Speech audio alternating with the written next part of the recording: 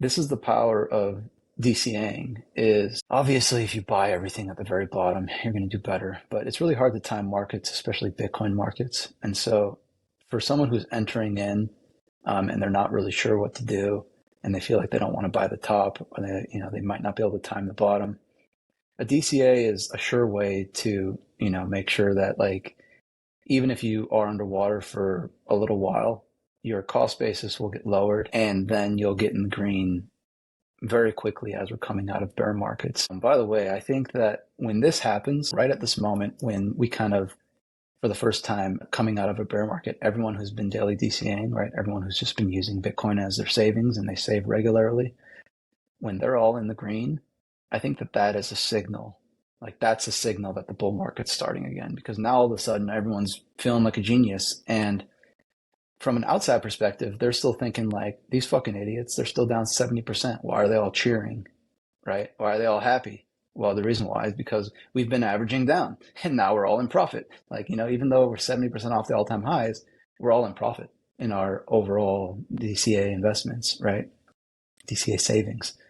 So then we come out of, the bear market totally. And, now we're like heavy in profit. And again, like we haven't even broken the all-time high and everyone's already like super in profit. So that's not even considering what happens next, right?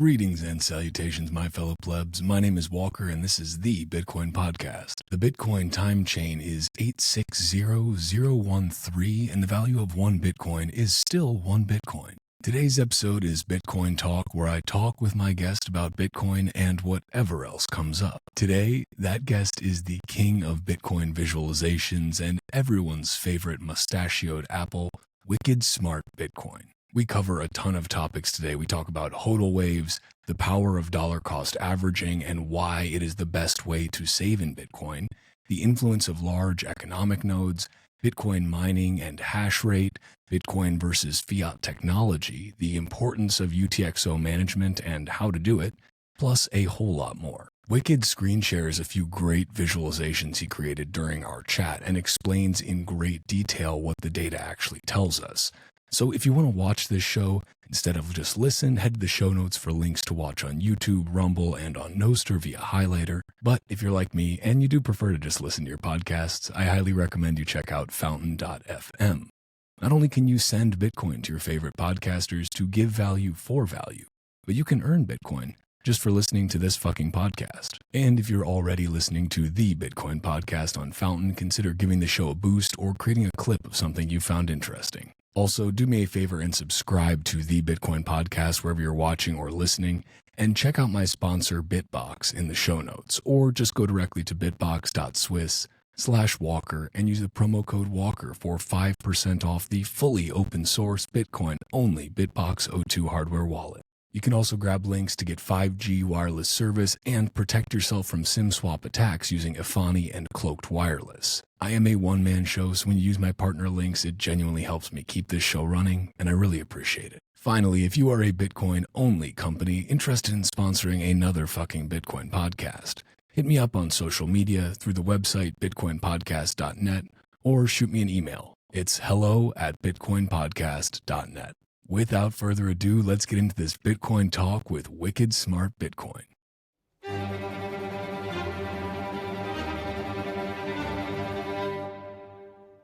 Wicked Smart, welcome. Thanks for coming on another fucking Bitcoin podcast, man. Thanks for having me. It's been a minute since I've been on a podcast, so I'm glad to be back. I took a little break there for a couple of months. I said I was going to take a break for a longer period of time, and then, sure enough, I'm back on Twitter like within a few days and back to doing podcasts within a couple months. Well, breaks are good, I think. And I mean, you say not too many podcasts, but definitely a lot of spaces. Like I'll always see, like Wicked joined a space and I'm like, damn, I want to jump in there. But I'm like in some fiat mining meetings and it's like, fuck, what are they doing up in there? But that's the other thing I had to take a break from, actually. The Twitter spaces are very demanding in terms of time. And it's so easy to get sucked in, because it's just like I mean, it's just like a bunch of, a bunch of friends getting together and talking about Yeah. whatever, right? And yeah, I just found myself on Twitter Spaces 24/7. So that was the main thing I had to take a break from, honestly. But yeah, now I'm back at it, on the Good Morning Space and a few other ones here and there. We got to for a while I was doing a decent amount of well, like the Noster equivalent of spaces, which are there's a couple different options for them, but like the one that I was using was Noster Nests, Yeah, that Derek Ross and I think it was Derek and Semisol built out, which yeah, honestly like works pretty great. But I've been well, with like the new fatherhood thing, between fiat mining, new fatherhood, trying to be a decent husband as well, and then making another fucking Bitcoin podcast on the side. It's like fuck, you run out of hours in the day. But it's like yeah. it's the good kind of busy though. You know what I mean? It's not the bullshit busy. It's at least it's like these are all things I enjoy doing, even some of the fiat mining because it allows me to stack sats. So Exactly. And sats are still pretty cheap. So, at least I'm still motivated to, work my ass off and keep trying to stack while they stay that way. By the way, congratulations on the kid. My break was also because of a new kid. So dude, I think and our timelines for new kids are very similar, you and I. yeah, and congrats to you as well. It's fatherhood's it's a trip, man, isn't it? It's like all the cliches, that people told you, like, oh, like you won't know where the time goes, and like you can't know until you know, and you're like, okay, fuck off, thanks. But then Uh-huh. you're in it, and you're like, shit, like I guess there's a reason they're cliches. Like they're kind of spot on. Yeah, I feel that now. Yep. Yep. Totally. Especially when you stay busy and then like, it's the end of the day. Like maybe you work from home, so you get to pop out every here and there and see your kid, but like overall, you're doing other things. At the end of the day, and you're just like, he did what? He started laughing. What the hell? You know? I know. Oh man, it's the best. I've got to say, like babies are funny as hell. Like they Hmm. like every little thing they do. It's like you're just like, well, you're this little full human being, just doing your own Yep. thing, learning about literally everything constantly. Yep. And like I'm just amazed by it. Kind of like it gives you that renewed sense of your own like childlike wonder. Like your kid's like looking at a ceiling fan, just mesmerized Yeah. by it, and Oh, you're like, dude, you know the what that ceiling fit fans, like the that is kind of cool. chandeliers. Yeah, yeah. Lights in general, like it's wild. Yep. And I've got to say, like, I don't know, I'm assuming for you as well, but like the desire to stack sats even more aggressively, even though it's like life gets a lot more expensive with a kid, but you're Hmm. like, okay, wow, stacking sats really has taken on a whole new like urgency and meaning for me because Yep. it's not just my future and my wife's future, which I care about a lot, but now it's like somebody who will live on long after I'm dead. And like Yep. that's in terms of like realizing what time preference really means. I feel like it's hard to fully have a true low time preference until you have a kid. And then it's Hmm. like, okay, now my horizon just moved out so many years. Yeah, I agree. It changes everything. So yeah, I mean, before like you're stacking to live a comfortable life into retirement, and then like you said, you have your kid, and then you're like, all right, well, now I need to stack enough for a dynasty. Right.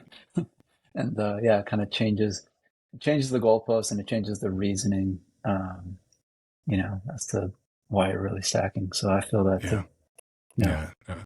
And I mean, I've got to say, like, in terms of like you mentioned, Sats being cheap, and it's like they are, and they've been basically stable Sats at 58 Yeah, k gang has 58K. like Yep. the best technical analysts in the space are the 58K gang because they've gotten it right more often than I think any other TAs I've seen out there. Like I don't know how they did it. Just some sort of resonance frequency shit. I don't know, but Yeah, like that's probably what it is. there's something there. Uh, but I don't know. It's wild that this feels like such a like I haven't been in for this is like my first full cycle. Like I didn't start stacking Sats until 2020 Mhm. during COVID, when they were sending out checks and shit was getting weird, and it was like I need to look at this Bitcoin thing that I ignored for years and years and years, even though I heard about it. And like, you feel like an idiot after once you go down the rabbit hole and you realize like, oh, how was I so fucking stupid before to ignore this? But it's like, we all get in at the price we deserve, right? Like once we're finally ready to make that leap. But like, man, this feels like a calm before the storm. I don't know, like, because we've just been steady crabbing at 58 for so long now. I don't know. I don't know if you're seeing if the data is telling you any stories about this at all, but it feels like we're about to have violent moves just because it's been so quiet, like too quiet. Yeah, the calm before the storm. I mean, that tends to happen, right? So you get these kind of periods of FOMO where you get a lot of people rushing in, and then you get periods of reprieve where all the speculators leave, and slowly but surely the coins move from the weak hands to the strong hands, and then just repeat it over and over. So it's kind of, I mean, I don't have any particular data to show on that, but I mean, it's just anecdotally, like Twitter's a lot more quiet now. You don't have a lot of like the moon boy traders. As a matter of fact, you have a lot of like the doomers now coming out, and you're like, oh, that's a good sign. We're close to the end. Yeah, so I think Twitter's quiet also because there's a lot more Bitcoiners who are just spending more time on Nostr, honestly. Heading over to Nostr, yeah, like Nostr or Nostr. I think we've had this discussion with HODL or HODL. Yeah, so I feel like it's the same thing. I call HODL because that in my mind that is how it should be pronounced, and he and I will continue to disagree on this. And I call Nostr because I think that's how it should be pronounced. But that's there's no consensus rules. Luckily for pronunciation. But yeah, I don't know. It's I think that especially as we get into like this election season, I mean, it feels like we're always in election season, like, especially, not just in the United States, but it's like everywhere. Like that's the thing of our, like one of the brilliant things of Satoshi. And I believe this was probably planned was time Bitcoin halvings roughly, or, every 4 years, like the elections. Yeah. Like I have to imagine that wasn't a coincidence. Like could have made him 5, could have made him 3, but it's 4 years and it happens to fall on those elections. And it's like all of the discourse right now on X is just fully political. And that just honestly gets so tiresome because it's like the same. And maybe people looking at the discourse around Bitcoin generally think the same thing. Like these fucking psychopaths are still just talking about sound money and stacking sats. Like how boring is that? But yeah, what's the deal? Savings? What is this? You guys are savings maxis? What a bunch of losers. No, I don't know. It's so my point being that at least the vibes on Nostr are much more like, well, it's not just Bitcoin focused anymore. There's like a lot of different types of folks out there just posting whatever the fuck they want. That's interesting. And there's a lot of good Bitcoin signal on there as well. But we'll see. I think you're gonna have a lot of people that end up getting Nostr, much like Bitcoin. Like you get smart by force, not by choice. Yeah. And so you don't know you need it or that you want it until you really need it or you really want it. Yeah. And like sometimes people just need that push. But until then the memes are solid, the vibes are high. So anyone listening who's not yet on Nostr, come hang out, talk some shit, spread good vibes. But yeah, I digress into good vibes. But wicked, okay. I've said this before, I will continue saying it forever. I think there is no second best when it comes to Bitcoin visualizations. The shit you put out is truly top notch. And it always tells such a good story. Like there is just like, first of all, they look great.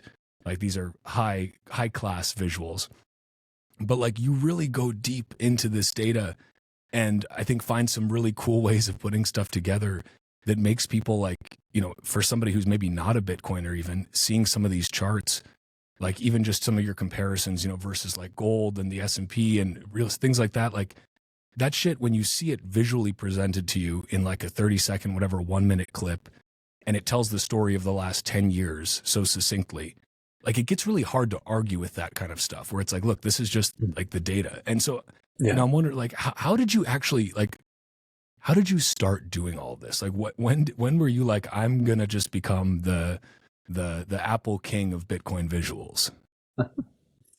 Well, thank you. I mean, there's a lot of other, I'd say, kind of top tier visualization people in the Bitcoin space, and two that I draw a lot of inspiration from are Root.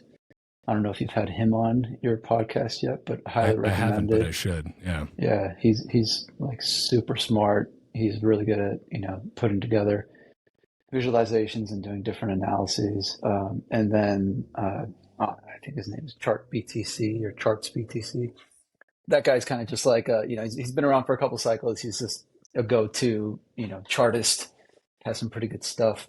And so I'd say, personally, I draw a lot of inspiration from their stuff. I try to always keep my eyes out for other people, putting charts out and just thinking how I can improve them or maybe change it a little bit to tell a slightly different story. Or, there's some cases where I'll just put together an entirely new idea that has never been done. And sometimes it's a hit and sometimes it's a miss. Um, and I'll show you a few animations that I've kind of put out over the past year in a minute here, some of my proudest moments. Um, but I'd say what got me into it, I've been doing data visualization for over a decade now, just professionally. Um, Started off studying astrophysics, as one does, and As one so does, casual. Yeah. but I was more of like a visualization guy. So like, I'll be honest, I wasn't smart enough to do like the really, like smart astrophysics stuff, but I was like the guy who would be like, hey, can you make this website to, help visualize this data set, or can you help make this catalog and make some visualizations out of it and blah, blah, blah, that kind of stuff. So that's what got me into data visualization. And, 10 years down the road, now I find Bitcoin, really find it, like get into it, learn about it. And I start just making some fairly simple visualizations to start out with, mostly just for myself, just to kind of track things, right? Like I fall deep down the rabbit hole and I really want to like know how this stuff works. And part of that is visualizing it, right? A lot of people are visual learners, including myself. So there's really no better way to, I think, ingest all of this data than with first of all, just charts, but also animated charts is like kind of like the next level. And it was something that not very many people had done up until that point in the Bitcoin space. There was occasionally like the price versus hash rate animated chart, or like, like a few, I don't know, it's like a few kind of simple charts here and there that were animated. But that was like kind of, I guess, one niche that I stumbled into, and totally by accident. Like I had no plans to really become the, whatever you said, the Apple King, blah blah blah. It was just like, I was really interested in this data. I made charts of it. I learned how to animate those charts. I posted them. People liked them, and the rest is history. So I guess that's how I got into it.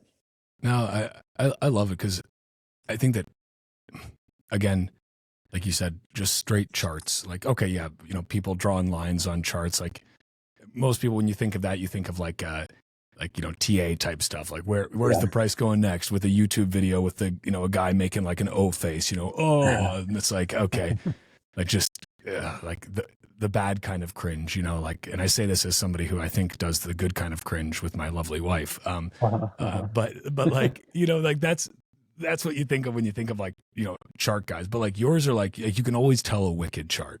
Like it's got that vibe to it. And I feel like, again, it's always, it's never about like, here's where the price is going, or here, like trying to, say, look, this is, Bitcoin's going to be, $69 million by, whatever date. It's like, no, here's what can we learn from the history of Bitcoin? What like kind of trends can we pull out of that? What can that tell us? Like for me, whenever I see your charts, it's always like a reinforcement of conviction, because it's like I think anybody who is stacking sats on the daily and has, the majority of their wealth that they're saving in Bitcoin has a huge high degree of conviction. Mm-hmm. But like, there's always like it never hurts to see something where you're like, oh damn, yeah, that makes a lot of sense. And I have now just reaffirmed that yes, this is, this is magic internet money, but this is like the fucking magic internet money that is a complete paradigm shift. And I feel like Yep. that's what your visuals do for me. Like whenever I see them, it's just like, oh damn, like this is something special. And it's something that words cannot do it justice. Like most people do learn in a visual way. And so I think that kind of thing is just really helpful from an adoption standpoint. If somebody comes across this chart and it's like, maybe just that 1 minute video that's easy to digest and shows them the, trend of how much time Bitcoin spent at each market cap or whatever, whatever it might be, that just gets that little like bug in their ear where they're like, that's kind of wild. Like that, boy, that's feels like there's something to pay attention to here. And so, it's like, it's a cool thing to see. And, I'm kind of curious, like, cause I know you have some charts to pull up too. Not TA boy charts, but like good charts. But, I'm also just kind of curious, what is like, when you're looking at Bitcoin data, or I guess what's like the most interesting part of this data to you? Like what, if you had to, maybe it's a tough question, but if you had to distill it down to like one of the trends or the historical precedents that you like to look at, like what is that for you just on a personal level? Like what tells you the best story? So I'd say the most interesting data that I've gotten my hands on so far is kind of like I don't know. There's a lot of different data, right? But I'd say if I had to pick, maybe like the HODL wave data is very interesting, and I wish I had the underlying raw data associated with that. And of course, if you're running a full node, you do, but it's just a matter of analyzing it and actually getting out the data set required to make those HODL waves. But you know what I'm talking about, the basically like the different cohorts of coins which haven't moved in different periods of time, right? And you see over time kind of um, how each period of time grows in the number of coins that haven't moved, and you go over the 15-year history, and actually, you know what? Let's just share my screen. How about? Why Hell am I yes. talking without? Yes. Yeah, what are we Yes. doing? Okay, here we go. Let's see here. All right. Oh no, it's not letting me share. Oh, okay, there we go. All Oh yeah. right, can you There we got see? the infinite. Yep. We got that Okay. nice infinity. Okay. So this one right here. Let's take a look at this one. How about? Can you see? Beautiful. Yeah. Yeah. We got it. All right. So this is the HODL wave visualization. Some of you may have seen it already. A lot of the times it's represented kind of in like a full rectangular version of it. What I've done in this version is I've actually shown the relative number of coins at any given period, right? So this last little sliver here is kind of where we're at now, and then historically going back, you can see whenever there's like a notch, that's when a halving happens. So it's literally the number of coins, issuance getting cut in half, which is why the slope gets cut in half, and it kind of starts to level out, right? So that's kind of how you can just visually see where the halvings are. This is probably a lot cooler when it's animated. I don't have the animated version on hand, but this is just the final frame. But anyways, um, what you're looking at here in terms of the colors is you're looking at how long each band of coins has been held, and how many, right? And so if you kind of just look at this last little sliver here, about 1% of the coins have moved in the past day. right? About 2% have moved between a day and a week, and so on and so forth. And you see that like all the way at the bottom, we're talking almost 17%, right? 16.7% haven't moved in over 10 years. Now, about 5% of those are probably Satoshi's coins, right? So maybe Right. about like that much. Um, but the rest of those, are super long hodl, like who knows if they're lost or if it's just some, you know, OGs who bought back in 2013 who've been hodling ever since, right?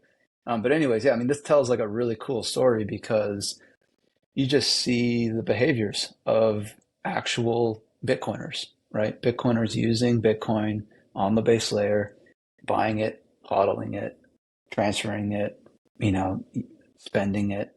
You see all of that behavior kind of wrapped up in this visualization. And what you'll see often is when price runs up, and I don't have the price charted here alongside because I thought that might be distracting. I just wanted it to keep it fully kind of Bitcoin centric, but you can kind of tell where the price pumps because that's where the hodling behavior starts to diverge a little bit. You start to see some of these longer term hodlers move their coins and presumably spend or sell them, right? So this was the 2017 run up. This was the 2021 run up, right? And then most recently, when we breached the last all time high, that was like this little spike down, where some of those people who had been buying over the previous year doubled, tripled their money, and they said, "All right, see you later," you know, and they Well, and they right. exited, right? But what you don't see, which is interesting, is you don't see very much, movement from this cohort here, which is the 3 to 5 year cohort. So these are the people who started stacking, early 2020s, right? 2020, 2021, that type of thing, maybe 2019. Their coins have just been stayed, they've stayed hodled, right? They haven't moved. Same with all these other long-term holders. So like one of the key differences you're seeing with this cycle, and actually you even kind of saw it with last cycle too, right? This last one where we got a dip in these more short to medium term uh, hodlers, right? The long-term ones didn't fucking budge, right? So that what that's telling you, the story that's telling you is these people who hold most of the Bitcoin, to be honest, and who probably understand Bitcoin the most, they're not selling. They're actually continuing to grow their stacks. And it's really only the shorter term to, maybe slightly medium term hodlers, and I wouldn't even necessarily call them hodlers, but speculators who come in and exit. And that supply is getting squeezed, more and more and more. And eventually it'll pop. So, this is just something I kind of keep tabs on. And it's just really interesting, especially to see this long term hodler base grow over time because you can see it's just been a constant growth, right? Up until now. So No, if this flips over, then then we have then we can start freaking out because that would mean like the long term OG whales they've had enough and they're starting to sell, and so then that would be a very interesting kind of you know change in the structure of what we're seeing here. But so far, these OG whales, they just keep building on their positions and hodling. no, it's fascinating because I'm always curious. People talk about like how many coins are lost, and like yeah, you've got the Satoshi coins, Yeah, obviously, which we can pretty safely assume, yeah, seeing maybe about yeah, this many coins. right, and like Craig Wright's not going to be moving them because he's a fraud, uh, but like okay, so take those, so plus however many others, I would be willing to bet there's like potentially a lot more coins that are lost than people realize, and probably a lot Mhm. more than even their owners realize. True. And Yeah, they and don't even know they're lost yet. right, like they're which is sad, but like kind of the reality. And then you factor into that all of what will eventually be basically UTXO dust, Hmm. which because people were auto withdrawing from their daily DCA to cold storage and have, 1,000 tiny little UTXOs that won't even, that they won't be able to move. Like, I would be willing to bet the number of lost coins is a lot higher than folks realize. But like, it's also fascinating to look at this and like what you said about, these longer term hodlers, and I will say hodler again, I'm just gonna preface that. They are just still scooping up Bitcoin whenever they Yeah. can. And Yeah. it's like, you have to imagine that this, and for anyone that's just listening to the audio of this, like some great charts, and, definitely follow W_S_ Bitcoin, right? On X. And I'll link your YouTube as well, and your Noster, because we're going to get you back posted on there. But like, go and check out these charts, because like, it's kind of wild to see that at a certain point, like, something's got to give. Like, these long-term hodlers are just increasing their stash.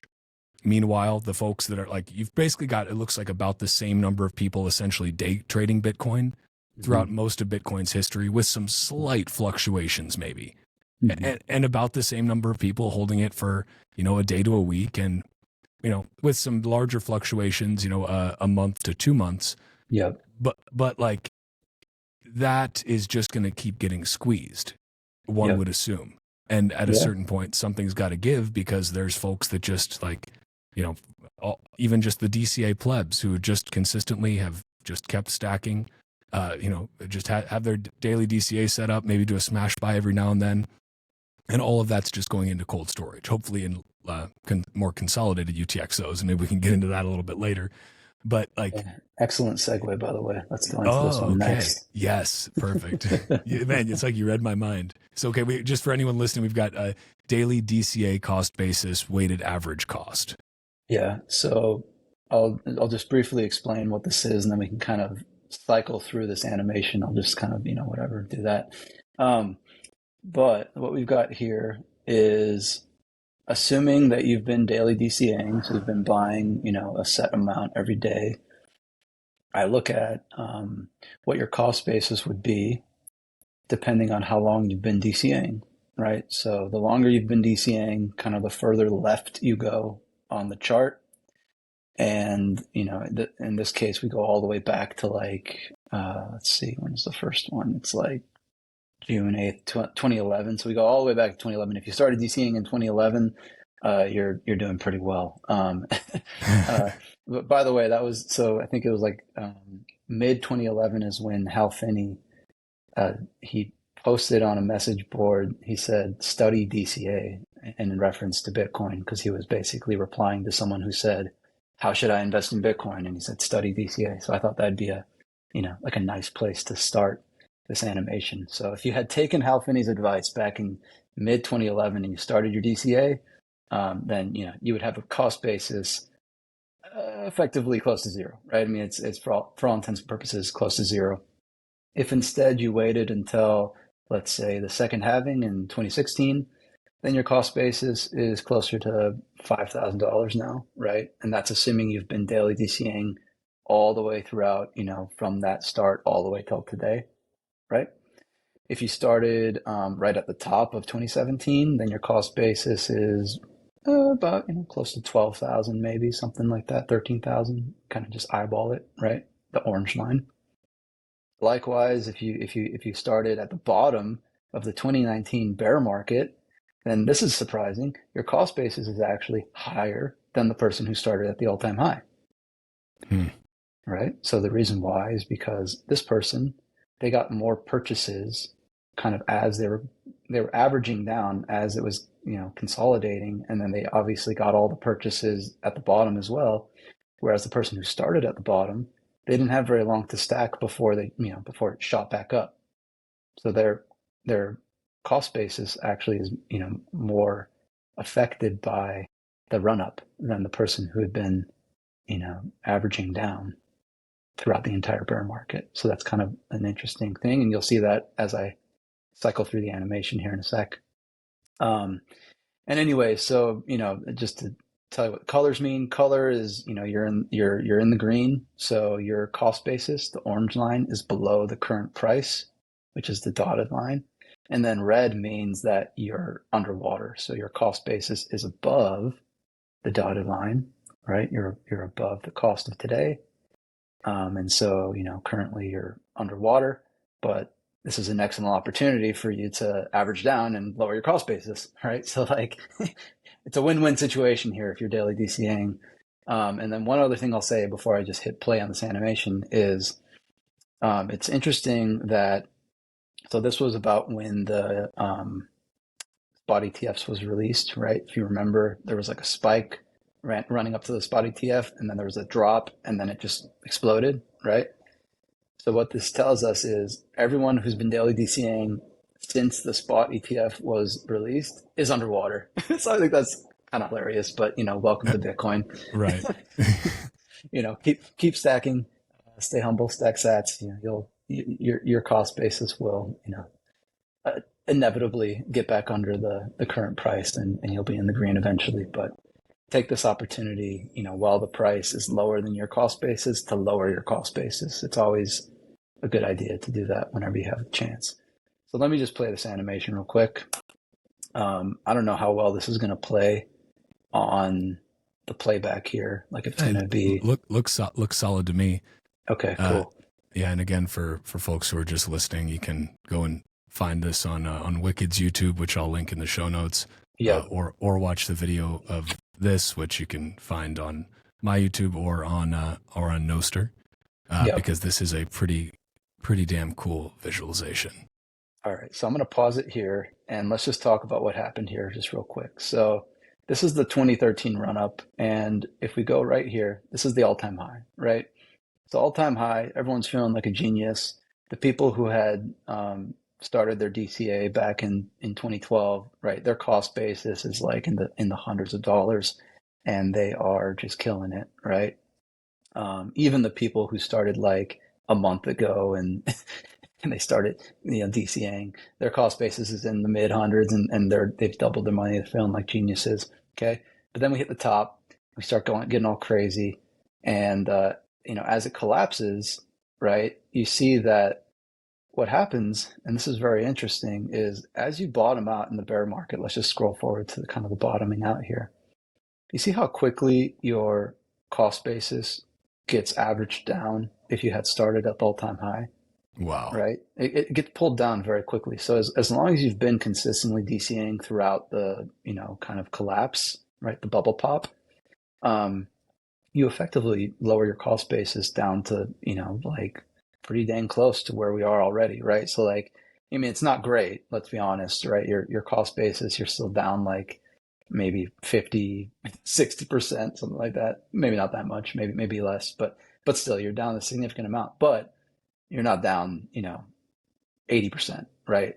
If you had just bought everything at the top and then just sat on it and didn't do anything and just held that one position, then you're down a lot more. You're feeling like crap. But if you average down, your cost basis gets lowered very quickly, and then this is the other thing I wanted to show. So this is kind of the worst of where it ever was, right at the bottom of this bear market. All of these people who had been DCAing, all the way back from here, all the way to present, or the present being, 2015, September 22, they're all underwater. So everyone is feeling like an idiot, it's not that bad for some of these people, right? But they're still underwater. Now, look what happens as we come out of this bear market. Boom, right? Like pretty quickly, everyone's back in the green. And we haven't even gotten halfway up to the all-time high. So this is the power of DCAing is, like, obviously if you buy everything at the very bottom, you're going to do better. But it's really hard to time markets, especially Bitcoin markets. And so for someone who's entering in and they're not really sure what to do, and they feel like they don't want to buy the top, or they might not be able to time the bottom, a DCA is a sure way to, make sure that like, even if you are underwater for a little while, your cost basis will get lowered. And then you'll get in the green very quickly as we're coming out of bear markets. By the way, I think that when this happens, right? So when, like right at this moment, when we kind of for the first time coming out of a bear market, everyone who's been daily DCAing, right? Everyone who's just been using Bitcoin as their savings and they save regularly, when they're all in the green, I think that that is a signal. Like that's a signal that the bull market's starting again, because now all of a sudden everyone's feeling like a genius. And from an outside perspective, they're still thinking like these fucking idiots, they're still down 70%. Why are they all cheering? Right? Why are they all happy? Well, the reason why is because we've been averaging down and now we're all in profit. Like, even though we're 70% off the all-time highs, we're all in profit in our overall DCA investments, right? DCA savings. So then we come out of the bear market totally, and now we're like heavy in profit. And again, like we haven't even broken the all-time high, and everyone's already like super in profit. So that's not even considering what happens next, right? You wanted to say something? Yeah, I was just going to say, I think it's actually such an important thing for people to grok, which is that like, I think there is a lot of hesitancy when it comes to people buying Bitcoin for the first time, because you don't want to buy the top, and when it's going up, even though many do just FOMO in, but then it crashes down and they feel they got burned, right? And then maybe they sell it for fiat again for some reason for a loss, and they're like, I'm done with Bitcoin. Yep. And they, if they manage to, decide to make a Bitcoin purchase near the bottom, they end up maybe not making that purchase because they're like, well, I'm just going to wait for it to go lower. Yeah, like it looks like it's still going down. Like, you get the text from friends like, oh, saw the Bitcoin chart. Like, you think it'll go lower? It's like, I don't fucking know, man. I'm just still daily DCAing because I have no idea what it's going to do next. But like, this is super powerful to show that, okay, it really like does not like time. It's truly like time in the market beats timing the market. And unless you are super lucky or really, are some sort of actual incredible TA and you figure out exactly when, if just buy low and sell high. Like, first of all, I'm not fucking selling, but the buy low part is really fucking hard to do. But if you just stack a little bit every day, you're going to be okay. And basically the longer that you can do that, the more okay you are going to be. Yep. And the reason why I'm taking the weighted average cost, right, is because this is assuming you're doing kind of a constant daily stack. So, for example, let's say you stack, just for the ease of math here, you stack like $20 a day, right? And in this case, at the top here, you would have only stacked 1.6 million sats, right? Whereas at the bottom on your daily DCA, you would have stacked fucking like, what's that? Like 10 million, right? So like the weight of your daily DCAs at the bottom heavily outweigh the weight of your DCAs at the top, right? Your daily DCAs up here are netting you far fewer sats than your DCAs down here. And that's why when you DCA throughout the bear market, it lowers your cost basis so drastically, right? Because you're actually like pulling it down a lot faster down here than you're pulling it up as you're coming out of it, or pulling it up, DCAing in these upper areas here. So I don't know if that makes sense. No, it does. I mean, you're getting more Bitcoin for your fiat, and thus exactly. it is having an outsized impact on your cost basis, dragging it down in a very nice way. Yep. Okay, so coming out now, we're in, just for the listeners and also anyone watching who just wants a play-by-play here. So now we're coming out of the 2016, or we're coming into the 2016 bull run into 2017. This is where we shoot up to 20,000, right? One thing you'll notice is the cost basis of the person who started at the all-time high previously is still a bit higher than the person who started at the all-time low, but that very quickly actually inverts kind of as we get up into this next top, right? And so it's hard to kind of see because we exploded up so quickly, but like, I mean, you're doing good either way, right? Let's be honest. Right. But you're doing better the earlier you start. And this is what you were saying earlier, is time in the market beats time in the market, especially for DCA. The earlier you get into Bitcoin and start DCAing, just simple DCA, the lower your cost basis will be. And that's just a fact, right? That, like, historically, that's always been the case. And the reason why is because Bitcoin always goes up over time, right? Like, so I guess if Bitcoin stops going up forever, Laura, then that would not be true. But as we all know, it's going to go up forever. So that's always going to be true. Time in the market beats time in the market when you're DCAing. So if you're thinking about should I start now or wait, start now. I mean, the earlier you start, the better off you're going to be, just in terms of your savings. So, It's kind of nice, anyways, and it takes like the guesswork out of it for people. Like if you're listening to yep, this and you stumbled across this Bitcoin podcast and you don't own any Bitcoin yet, that's okay. You can start today just with a couple of just a few dollars at a time. Like literally anything is better than nothing, and earlier is better than later. And like yep, that, it's a pretty like that is what this data is basically unequivocally showing, which is really cool. yeah. And I mean, this is part of what I love about Bitcoin so much. It's it's savings simplified, right? Like I feel like um, I don't know. I mean, personally, I had always struggled finding a place to put my money, right? And I'm naturally a saver. Like I like saving money. And previous to Bitcoin, I had saved in dollars for a very long time, just not knowing any better, right? Like I was a pretty, like, just a pretty simple saver. Just like had my stack of dollars and like thought I was, building some wealth. But of course, saving in dollars or any fiat is, you're running on a hamster wheel unless you're outstacking how much you're getting debased, it's very hard to get ahead.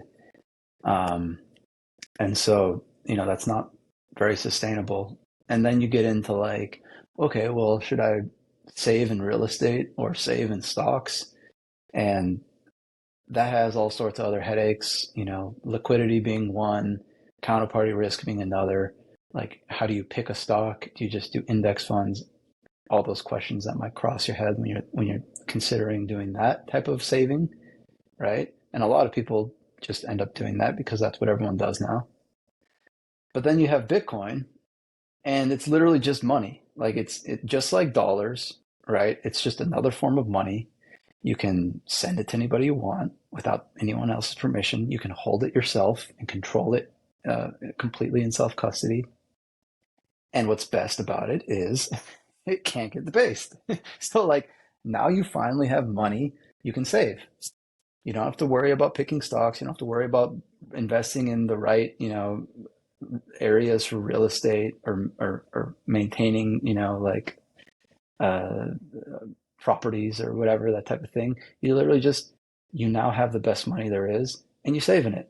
And you save in it as often as you can and as early as you can, and you automatically win. I mean, it's fucking crazy. And so I feel like, um, I don't know, I hope more and more people are realizing this. I've put a few friends onto it over the past few years, and like they're not very technical, but they're also people who understand savings, and they're people who originally just saved in dollars. And I'm like, hey, listen, you know, here's Cash App. Put on your recurring buy of whatever it is, $10 a week, $20 a week, $100 a week, whatever you can afford, and just do that. Just save as often as you can and as much as you can in Bitcoin. And I guarantee you, in 4 to 5 years, like you're going to be way better off at that point than where you started, and you're probably going to want to start saving a lot more in Bitcoin, and like that's kind of like I think the daily DCA or just the regular saving in Bitcoin is what can get you really kickstarted in understanding the power of this savings technology. If you are already dollar cost averaging into Bitcoin, you're ahead of the game. But as your stack gets bigger, you need to keep those precious sats safe. And the best way to do that is to go to bitbox.swiss/Walker and use the promo code Walker for 5% off the fully open source, Bitcoin only Bitbox O2 hardware wallet. Then obviously get your Bitcoin off the exchange and into your own self-custody, preferably in a nice big fat UTXO. The Bitbox team is honestly awesome, and they build easy-to-use, secure, open-source solutions to keep your Bitcoin safe. And not only is Bitcoin in your Bitbox safe from government confiscation, but Bitbox is one of the only 2 wallets to actually address the dark Skippy vulnerability, which means you're in luck. Plus, and I cannot emphasize this enough, the Bitbox O2 is truly easy as hell to use. Whether you're brand new to Bitcoin and it's your very first hardware wallet, or you're a seasoned psychopath and you've got like 69 of them, it is Bitcoin only. And again, it is fully open source. You can head to their GitHub and verify that for yourself. There's no need to trust me or to trust Bitbox. When you go to bitbox.swiss/Walker and use the promo code Walker, not only do you get 5% off, but you also help support this fucking podcast. So thank you. Amen to that. And like, again, it's something you don't need to be an expert for. You don't have to you don't need to do a ton of extra work. You can literally set it and forget it. And then, check on it. You check on that a couple years later after setting it and forgetting about it, and you're going to be really, really happy. And it will outperform your dollar savings account, certainly, over at least over a long enough time frame, which is not really that long. Like, just wait till the next election, and you'll be happy. Yep, exactly. Yeah, just stack for a whole epoch, a whole 4 years, and let's see where you're at after that. Okay, wow. So that just got wild there too. Yep. Yeah, it just exploded up over this past few months or a couple of years, I suppose. Okay, cool. So that's this animation. This one I'd say I'm pretty proud of, and I also just like to track this. And like I said, it's fun finding those little like moments where you're like, haha, everyone who started DCAing since the spot ETF is now underwater, right? Or like, coming out of the previous bear market where it's like, right here, boom, everyone who's been DCAing, even if they started at the all-time highs of last cycle, like everyone's in profit. Like that was an awesome moment.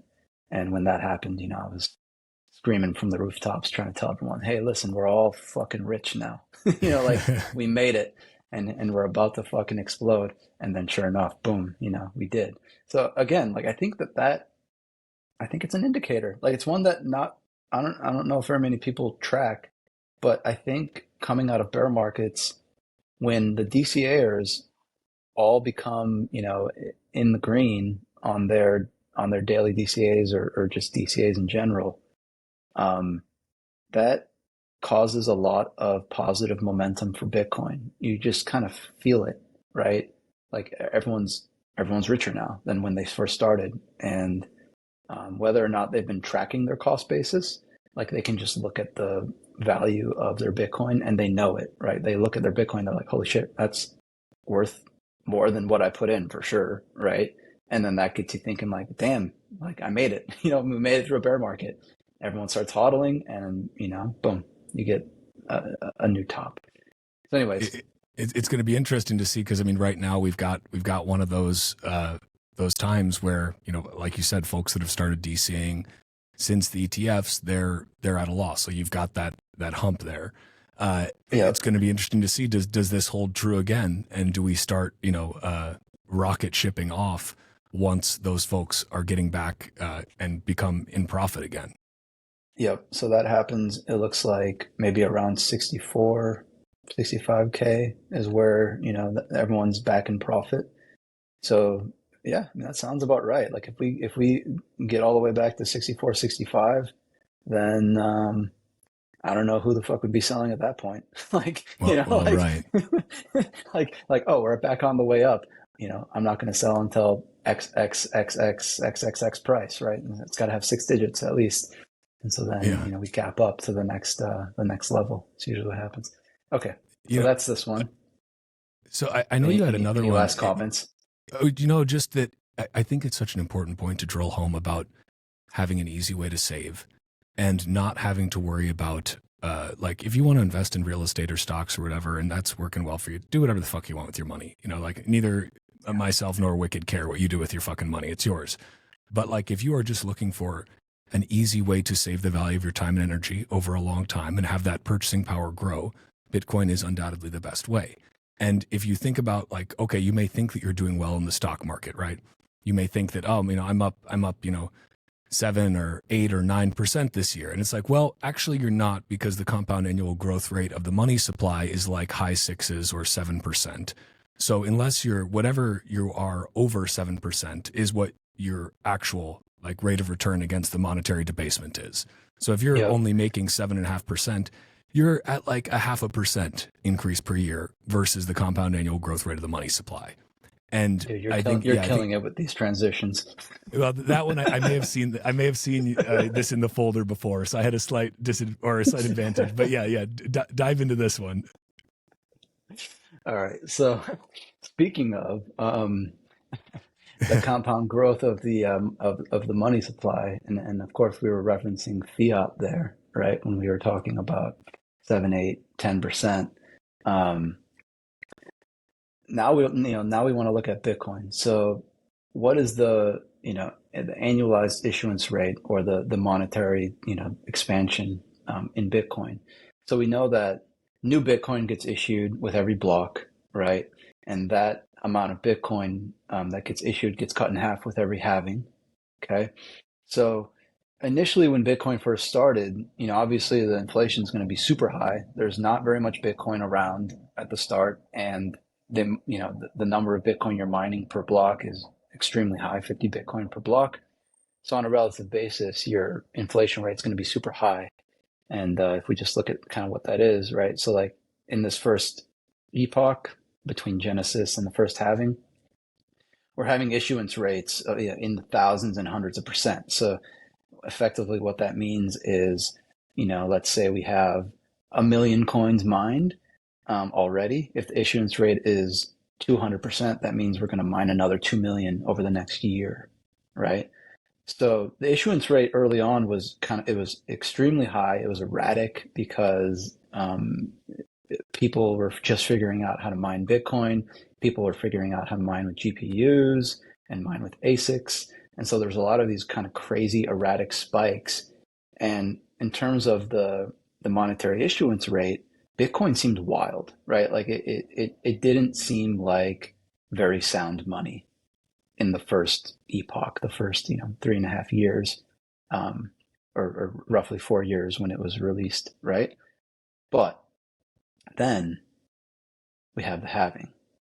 Okay, so right off the bat, first of all, we have half of the supply mined, right? So 10.5 million coins, and now the issuance gets cut in half. So it goes from 50 Bitcoin down to 25 Bitcoin per block. So right off the bat, it's still pretty erratic, right? Jumping between 10 to 20% issuance rate, you can see, but much less erratic than before. So we're already starting to stabilize, and also trend down as the relative supply continues growing, right? So that's the second epoch between the first and second halving. Now let's go to the third epoch. Boom. The issuance per block goes from 25 Bitcoin down to 12.5 Bitcoin per block. And again, our supply has kind of grown. I'll just play it now. Has grown substantially. And so now we get even less kind of variance and more stability in the issuance rate. And Bitcoin's really starting to look like sound money now, right? Like it's predictable in the issuance rate. It doesn't have very much variation. Here we're at about 4%. So again, like compared to fiat, which, at any given moment is getting debased in the high single digits, if not low double digits, and depending on where you're living, maybe even triple digits, right? Some countries have extreme debasement. And then alongside that, you have this monetary protocol called Bitcoin. And even as early as 2020, we had a very stable issuance rate of 4%. Okay. Jump ahead to this third halving, and it gets cut in half again. So now we're going down to 2% issuance rate, and it's getting super stable. Okay. Now you might have noticed right here, boom, there was a big dip below 1%. That was the China mining ban. So that's a bunch of miners turned off their rigs, and because of that, we literally mined blocks so slowly that our issuance rate dropped below 1% before the difficulty kicked back in, and then got us back on track, right? But that's where that dip was. But like you shut off half the miners, and the difficulty kicks in, and boom, you're right back on track. Right back below 2%, perfectly as predicted, steady, not very much variation. Okay. And then the most recent halving, the fourth halving, boom, down below 1%. And this is where we are now. So, you know, super, super stable. We've just been killing it below 1% issuance, which, by the way, is like way below gold's issuance at this point. So, from a monetary theory, sound money perspective, Bitcoin is now by far the most sound money ever created by man, right? Ever discovered by man, some would say. And so, like, here we are at 1%, and we've been here for almost almost 5 months now, and this is going to stay, right below 1% all the way until the fifth halving, sometime in 2028, and then it's going to drop to 0.5%, right? And it's just going to keep on getting cut in half over and over and over again, all the way until it gets to zero in 2140. So that's the story being told by this animation. It's wild. Like, I think one of the big, like, mind-blowing moments when you're first getting into Bitcoin is the difficulty adjustment and how actually ingenious that is. Like the fact that you could, with the China ban, ban, but like there are still people, there's still a lot of hash rate coming out of China, but like that was a significant, like, massive drop that happened so fast.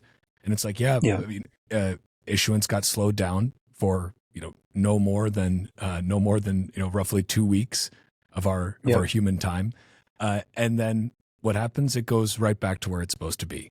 Like that self-correcting mechanism where it's like, oh, you didn't need a room full of central bankers to decide, you didn't have to have emergency measures because half your hash rate went offline. No, Bitcoin just did what it was programmed to do and adjusted in the time frame that it was supposed to. And then business as usual again. And repeat on the upside of that too. If a bunch of hash rate comes online, okay, blocks might get mined a little bit faster for a little while, but then they go right back to that, that baseline issuance, which is just so, it's just like, it's magic to see this. And again, without any intervention, nobody has to step in and take emergency measures. It just does it. Like, that's incredible. Like, and so much more powerful. Like, Fiat just seems so ridiculously antiquated. Like, it seems like some stupid witchcraft compared to it. It's like we gathered the high council of wrinkly old bankers together, and they decided how much money, how much to debase your life savings this week. It's like, no, it just does what it's supposed to do. We don't need to meddle with it. Like, that is it's just so much better than what we have now. Yeah. Like, it's hard to argue with that. Yep. And not only do we not need to meddle with it, we literally can't. So there's literally nothing we can do about it. So even if we wanted to mine more Bitcoin, you can't. Even if you wanted to mine less Bitcoin, you can't. The issuance is the issuance. It was set in stone when the first version of Bitcoin was released by Satoshi, and it hasn't changed ever since, and it never will. And so, I mean, that is just, in my mind, that's a very powerful story and narrative, that you have such a stable monetary policy that is self-correcting, and that has remained unchanged for so long, right? I mean, coming up on 16 years now. I guess, in the grand scheme of things, still a baby, right? Maybe a teenager now. But nonetheless, I mean, having that issuance defined from the very start and upheld for so long, and the longer it's upheld, the more likely it is to remain so. And I think at this point, it's practically impossible to change it. I don't think there would ever be enough support that, a hard fork with it changed would gain majority support, right? So if you try to change it, I mean, by the way, this is what happens when you try to change it, right? You could say, hey, let's make Bitcoin where there's tail emission and the miners always get 1%. So we just have a 1% issuance rate, for the rest of eternity. Okay, so no supply cap, and it's just like a small issuance rate to make sure we pay our miners. You could do that, right? It's a fairly easy change in the code. You can write that up. You can make your own fork of Bitcoin and deploy it, try to gain adoption of that fork. But who's going to adopt that fork? Like, why would you, why would you choose to use inflation Bitcoin over fixed supply Bitcoin? So part of what was the genius of Satoshi when setting this up initially is the forethought to understand how a fixed supply sound money with the type of issuance curve it had, right? Kind of like a front loaded issuance curve, and having that cut it in half every 4 years. I mean, that is such a profound and like crazy thing that he was able to pull off and understand. I mean, maybe he understood the implications, maybe he didn't fully grasp it, but he understood enough that he knew incentives wise it would be stable, like it wouldn't, necessarily change, right? Because even right from the start, he said in forum posts like, these are the rules, they're set in stone. They won't change once they've been started. And, that was after he released Bitcoin. So he knew right from the start that I think he kind of knew he nailed that. Uh, uh, he nailed basically the optimal issuance, and in making it fixed supply, he knew that would never change. So, anyways, that was this animation. No, it's such a great point, because this is like the beauty of the game theory of Bitcoin. Because one of the other things is you're going down the rabbit hole, or if somebody who's not quite down the rabbit hole yet always asks is, okay, yeah, there's 21 million coins, so that's all that'll ever exist. But what if someone changes it? And it's like, they can, and Yeah, they're free right to do ahead. that if they want. But which one do you want? Like, which one would you rather have? And if you already have a significant portion of your wealth in Bitcoin, the choice is even more obvious. Like, if you're a no coiner, like, you can just, you can theorize and bullshit. Well, maybe I'd want the tail emission coin. But realistically, if you have half a brain, you wouldn't. But if you already have a significant amount of your wealth in Bitcoin, there is no way you'd want a tail emission shitcoin. Like, that just does, it is not in your best interest. And so, like, that's the beauty of it. Nobody is going to want to change that. It is not in anyone's best interest who is using Bitcoin. And like, maybe just one other thing. You had a tweet a little while ago that was about,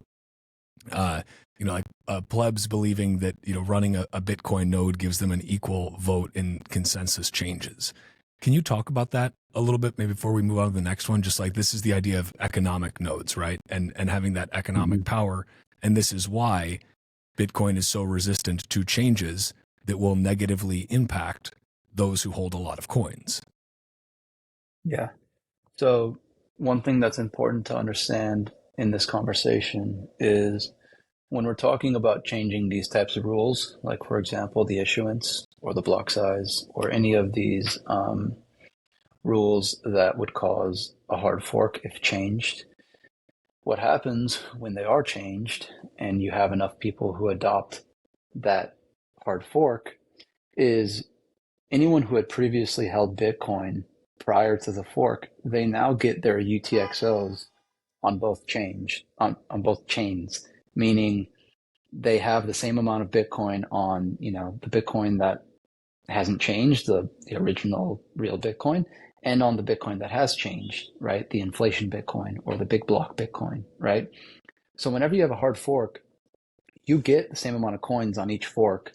And if you favor one over the other, you can sell the fork you don't like and buy more of the fork you do, right? So right off the bat, you can just see how somebody with a lot of coins they're going to have an outsized economic influence over the outcome of, which fork wins, right? If you have inflation Bitcoin and only 1% of the holders who control 1% of the supply are down with that fork, the other 99% of the Bitcoiners are going to dump their inflation Bitcoin UTXOs for more real Bitcoin. And as a result, the inflation Bitcoin is going to tank in price relative to the real Bitcoin. Likewise, with a fork that actually happened in the past, the big block fork, right? The Bcash fork. even if you had a significant amount of Bitcoin users who supported big blocks, right? What was important wasn't necessarily the number of users. It was more so their collective economic impact. And I mean, it would be an interesting analysis to see kind of like, which UTXOs and how many of each one moved post fork on each chain to kind of try to analyze the number of entities who kind of sold their positions on each chain and see how they lined up. I would just venture to guess that there was significantly more users on the real Bitcoin who decided to dump their Bcash UTXOs for more real Bitcoin. But just looking at the price chart, you know that the majority of the Bitcoin was in favor of the real Bitcoin, right? Bcash collapsed in value, 90% like right off the bat, and it's been collapsing ever since. And so what that tells you is the economic majority, they voted with their actual Bitcoin, right? They sold their Bcash UTXOs post fork and they bought more real Bitcoin. And you saw that reflected in the actual market price of both tokens. Now that's just like the high level impact of somebody holding a lot of coins, right? And presumably someone who's holding a lot of coins is also running a node, and so they're going to route all their payments through their node, and as a result, they're paying most of their fees through that node, and miners are incentivized to mine whatever chain they're on, right? So if you've got someone like Strike, okay, an entity like Strike, and they're processing tons of on-chain payments, okay, and they're paying tons of fees to miners, like any exchange for that matter, or any heavy user for that matter, right? Any business or kind of whale or whatever who's moving a lot of Bitcoin around and they're paying a lot of the miner fees. Whenever there's a contentious fork, they have an outsized weight on the outcome of that fork because they influence which one the miners will mine, because they're the ones providing most of the fee revenue for the miners. And this influence actually grows over time as the subsidy gets cut in half and the fees become a larger percentage of the block reward.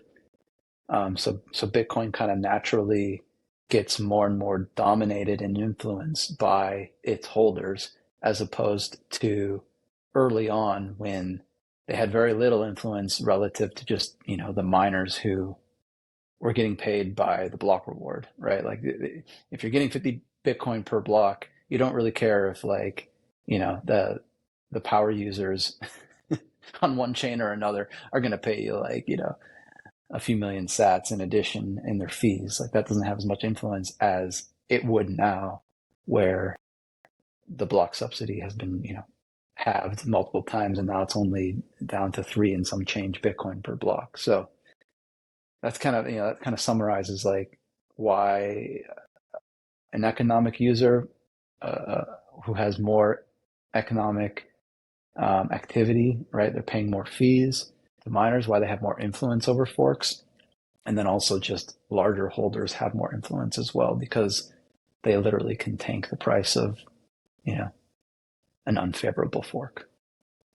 No, I appreciate the breakdown because I think that's something that people struggle with often to understand. So I wanted to get your take on that because I think you explain it very well as you just did. So yeah, appreciate the little lesson in economic power there. Did you have another visual that you wanted to pop up too? I do. One thing I'll say just before we move on. Yeah. So, with all of that said, right, some people might start to scratch their heads and say, that sounds a little bit like proof of stake, right? Where the people who hold the most Bitcoin control the outcomes of forks. And you might draw an analog to like a proof of stake system where that's kind of the same thing. I think one of the key differences though with Bitcoin is you still have proof of work. And so holding more coins doesn't necessarily mean that your position is growing larger on a relative basis to everyone else just because you're holding more coins. If you want more coins, you literally have to do more proof of work. You either have to put in real energy using real world resources to mine more, or you have to make a good or service or a product that other people with their Bitcoin are purchasing. So like there's really no way to like, you know, get more free Bitcoin and grow your position relative to everyone else, even if you have a lion's share of the Bitcoin. So that's point number one. Point number two, incentives matter. So yes, like if all of the whales, let's say like the top, I don't know, 100,000 holders of Bitcoin who probably control like over 90% of the supply or something, right? If the top 100,000 holders of Bitcoin all decided, you know, let's do XYZ and hard fork Bitcoin and we're all down for this hard fork, yes, the new Bitcoin would probably be the hard fork. But incentives matter. They're not going to do inflation Bitcoin, right? No one would vote for that because you're like, you're making a shittier money. So like, why would you adopt a shittier money when you already have a lion's share of the better money? So even if, you know, there is kind of this ability for all of the larger holders to collude, right? And again, like, I mean, that's a very loose theoretical there because 100,000 people colluding is extremely unlikely. But like, you know, even if they somehow could or did, like, they still wouldn't make the system shittier because that would be shooting themselves in the foot. So the only thing that they would end up doing is presumably trying to make the system better. So if there was a hard fork that like was very clearly going to make Bitcoin better and it had a wide consensus majority adoption of it, then that's probably what would end up being the new Bitcoin. I guess the last thing I'll say on this is because of the issuance curve, with most of the coins being distributed very early on and the majority of them going towards these libertarian cypherpunk type of people, I think a big thing that those large OG holders value is freedom of choice, and freedom of a choice when considering which version of Bitcoin you're running. So in other words, they value not making hard forks because that forces users to update the versions they're running on their nodes. And they don't want to set a precedent of forcing people to update to a version they might not want, right? So one of the core principles of Bitcoin, which has been upheld up until this point, is backwards compatibility, meaning you can run whatever version of Bitcoin you want. Now, you probably want to run a slightly newer one just because they're, you know, the client, the code actually has gotten like more secure and more efficient. And so the newer version you run, the better. But if you really, really, really wanted to run an older version, you still could. And that's the point, right? So you can, it's backwards compatible all the way back. You know, you can jerry rig a you know, older version of a node if you really wanted to. If you went into a coma and you woke up, you know, 10 years from now, the version of Bitcoin you had been running before the coma would presumably still work, assuming this, you know, value of backwards compatibility gets upheld. And I think it will, because the majority of holders of Bitcoin continue to value that. And the issuance has already kind of been distributed almost entirely, right? There's only like 6% left of the Bitcoin to be issued, meaning like the people who have it kind of have it already, right? And there's little bits of distribution still happening now. That's why we're at 58K, because, you know, this is a nice level that all the OGs want to, you know, distribute a little bit at. That's fine. But by and large, I think the large holders are still holding their positions, and the large holders still value a lot of these core principles and will uphold them if there's ever some, you know, contentious fork that would change them in the future. I'm glad you actually put in that clarification, just for folks who may draw the comparison to proof of stake, because again, it is such a like proof of stake is basically just fiat on steroids. It's the creation of an the Cantillon effect. Basically, it's like the closer you are to the creation of money, and the more the money you hold, the greater the benefit that you get from the issuance of new units of that money. Like that is Yeah. literally proof of stake is fiat on steroids. Like, and I Yeah. think it is really important. So I appreciate that distinction. And what is this next one? Because this looks really cool. Yeah. So this is, I'd say, one of my proudest moments, this visualization. I mean, this one's starting to get pretty out there in terms of having a deep understanding of how Bitcoin works. But it's pretty. So, even if you don't know what it means, you Yeah, might still enjoy watching looks it. cool. Yeah. Um, so I'll explain kind of what we're looking at here, and then I'll play it forward. What we have here in the white line is effectively what you might think of as the difficulty. Okay. So the difficulty grows over time, right? It gets harder and harder to mine Bitcoin over time. And that would be indicated by this white line kind of shifting rightwards, right? Now, what I've actually done in this visualization is instead of plotting the difficulty, I plot, you can kind of think of it as like the inverse of the difficulty, and we call that the target hash. So instead of plotting a difficulty which goes higher and higher, I'm actually plotting a target hash which gets lower and lower. Now this gets into kind of like the real like nuts and bolts of how mining works. So maybe I'll just briefly explain that so that the listeners can have a better understanding of this. Um, but the way that mining works is you take a block of data, a bunch of Bitcoin transactions, you stuff them in as much as you can, and then you do something called hashing the block, right? So you hash it with a hashing function called SHA-256. And what that does is it puts out a random number between 0 and 2 raised to the power of 256. Or if you want to represent that in hexadecimal, 16 raised to the power of 64. Okay. So that's the number I'm showing here is that hexadecimal number. And if I was showing the full number, there'd be 64 digits, but I'm just showing like the first 30 or so. But anyways, when you hash a block, you output that number, right? So it's a number between 0 and an ungodly large number. Okay. And for the block to be valid, you need to find a hash that is lower than the target. Okay, so let me say that again. You need to find a hash that's lower than the target. So when this target gets smaller and smaller and smaller, it gets harder and harder and harder to find a hash that's lower than that smaller target, right?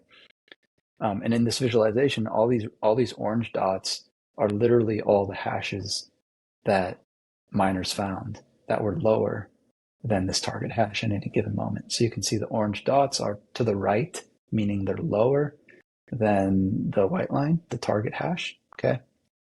And you can see like most of them are kind of butting up right against the white line because that's, like you're more likely to find a hash that's kind of close to the target than one that's like wicked low, right? Super low.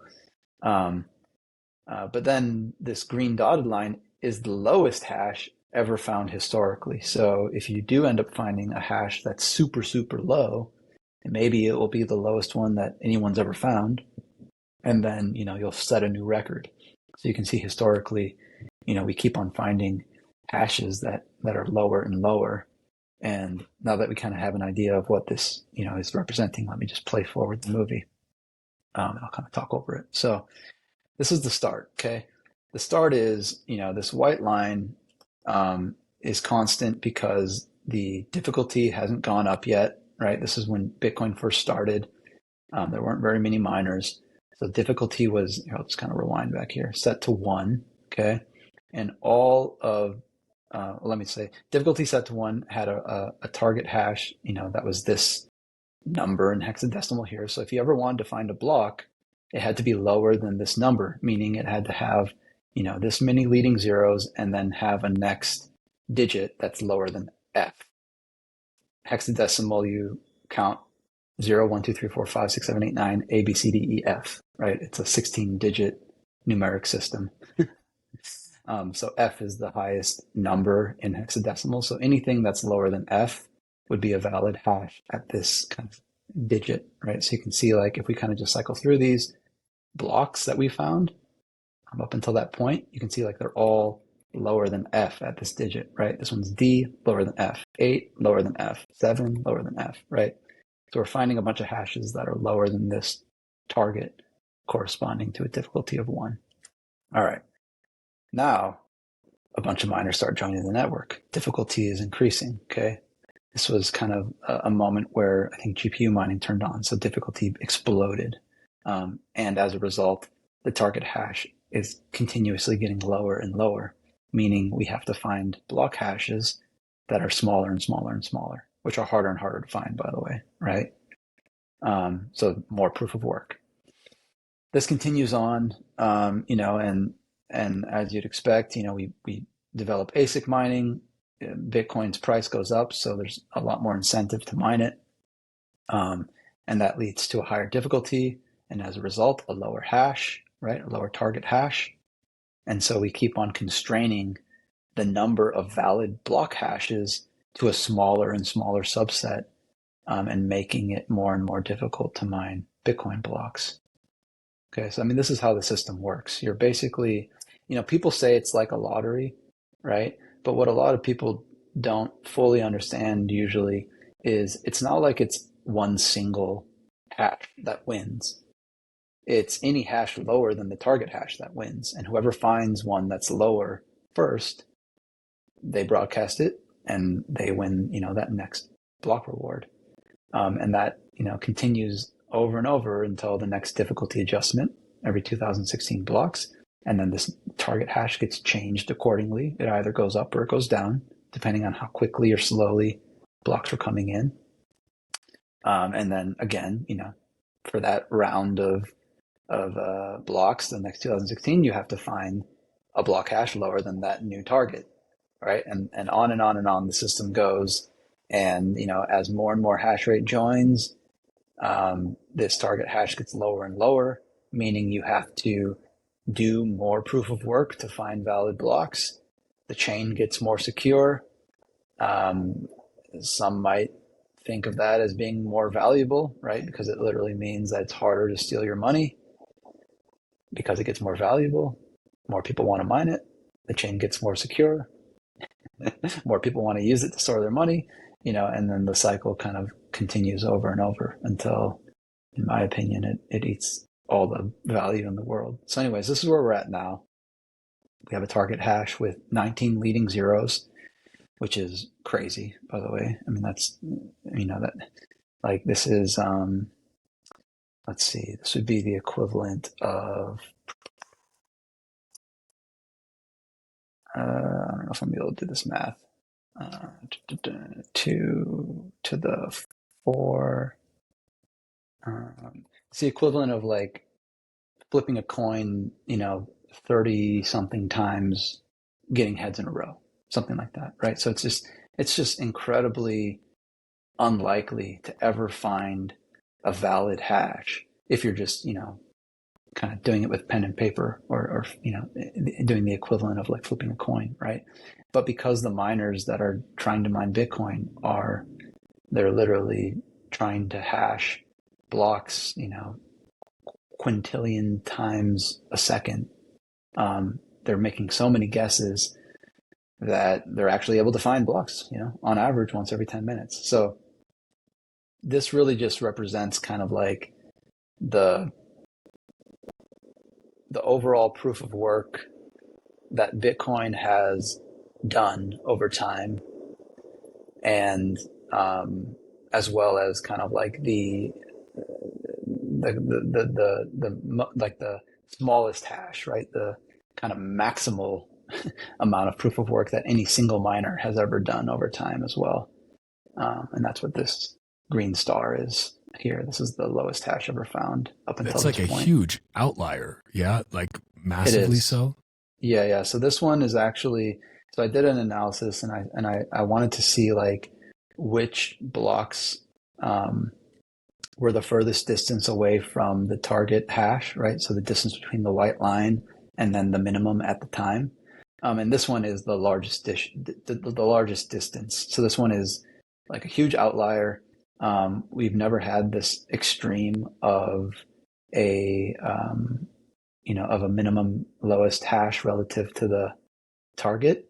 I think the second place one was this one here. So this distance from here to here, right? Um, and that one was pretty large as well. But yeah, but this one was even bigger. And I actually have a bet with somebody that this will remain the lowest block hash until block 1 million, block height 1 million. So we'll see. There's 100,000 sats on the line for that, for that bet. And block height 1 million, I think, happens sometime in 2027 or something like that. So we've got a while to go, but so far, so good. Man, so just to make sure I understand, so like, is each discrete point on the white line an individual block, and then like, or like, just so for people looking at this, like I know because it's measuring across time, so it's like, was each one of those discrete points plotted along that line, like one block basically, or how should people look at that? Yeah. So so the white line is you can think of it as just the target hash or the difficulty, right? So you see how it kind of jumps Mm-hmm. every so often. That's every 2016 blocks it gets adjusted, Yeah. right? So that's literally the adjustment that you're seeing. And in this case, it looks like it stayed pretty stable for that adjustment, but then again, it started adjusting. The orange dots are the blocks that are mined. Oh, So those are okay. the Okay. hashes of the blocks. And then the green line is the lowest hash found historically up until, that point in time. And then just relative to whatever that target hash was, that's why you see so many trailing blocks, because at that specific target hash, you had, a spectrum, like some that were, as you said, butting right up against it, and then Yep. others that like they were lower, Right. that like much lower than they needed to be, and then you've got that one massive outlier that's like Yep. way, way, way lower, like Yep. insanely so. Yep. Yep. And then no hashes to the left, right? So, Right. I mean, one important detail is like, obviously, the majority of hashes that the miners are doing are dots over here, right? So, like, we're not showing those dots because we don't log all of those failed hashes, right? If we did, Well, it'd there be would so be, big, right? Like yeah, relative there'd be to like, substantially way yeah, more hashes over here than there are over here, right? There's yeah. probably for every, um, let's see, if the hash rate is 600 exahash, that means that we're pulling in 600 quadrillion hashes per second. And how many seconds are there in 10 minutes? 60 Jesus. times 10, 600 times 600. So we're talking about 360 quintillion guesses per 10 minutes. And of all of those guesses, typically one of them has a valid hash. That's just like, it's such an unfathomably big number. Like our brains aren't even set up to process how large that number is. And then it's like, I mean, like And that's needle, happening every 10 minutes. yeah, like a needle in a haystack the size of, the universe. Like it's Yeah. nuts. Yeah, it's ridiculous. And the other thing, just to kind of, I mean, when people start learning about this, right? One of the things that typically question that comes up is, are we ever going to run out of of space for the target, right? Like obviously this target is getting lower and lower, right? Are we ever going to get to the point where we run out of digits and it gets all the way to, being 64 leading zeros? Okay, because this number here, again, we're not showing the full number. We're just showing the beginning of it. Okay. But it's 64 digits. And so, if we ever did get to the kind of the maximal difficulty, that would be effectively having a target hash where you have, 63 or 64 leading zeros. I mean, I guess theoretically you could have a target hash of zero where like the only valid hash is one that is zero. um, and that would be the theoretical limit. But in order to get there, every digit that we go up, right? So right now we're at 19 leading zeros.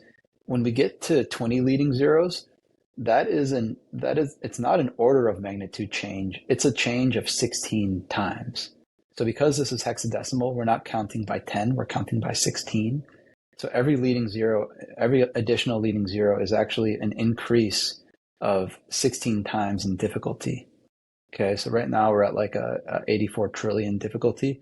In order for us to get another digit up and have 20 leading zeros, we're talking about, well into the hundreds of trillions in difficulty, meaning hash rate would have to, double, triple, quintuple just to get another leading zero.